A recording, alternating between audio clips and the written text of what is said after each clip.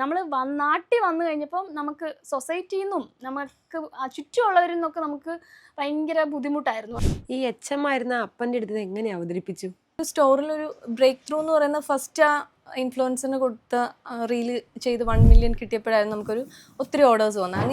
Language വലിയ നമ്മൾ സ്കൂളിലൊക്കെ പഠിച്ച ഹിന്ദിയൊക്കെ വെച്ചിട്ട് നമ്മൾ എൻ്റെ ഹിന്ദി ടീച്ചർ കേൾക്കണ്ട, കാരണം എനിക്കിപ്പോഴും ഹിന്ദി അറിയത്തില്ല. കെട്ടിച്ചു വിട്ട 2 പെൺപിള്ളേർ തിരിച്ചു വരികയാണ്, 2 പേരും ജോലിയൊക്കെ വിട്ടിട്ടാണ് വരുന്നത്.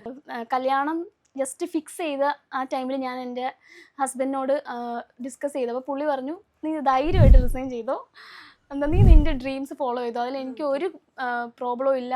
കാശ് തീർന്നു. പിന്നെ ചോദിക്കാനും പറ്റില്ല. പിന്നെ എന്നാ ചെയ്തു? സ്വർണ്ണം പണയം വെച്ചോ? നമ്മളെപ്പോലെ തന്നെ വേറൊരു പ്രൊഫഷനിൽ വർക്ക് ചെയ്തിരുന്നവരാവാം, അവർ വഴി മാറി ചിന്തിക്കുന്നതുകൊണ്ട് ഒരു കുഴപ്പമില്ല. നമ്മൾ പഠിച്ചത് ഒന്നും നഷ്ടപ്പെടുന്നില്ല. ഓൾമോസ്റ്റ് തിരിഞ്ഞു നോക്കുമ്പോൾ നിങ്ങളുടെ ലൈഫിൽ ഏറ്റവും ഒരു പ്രൗഡ് മൊമെന്റ് എന്തായിരിക്കും?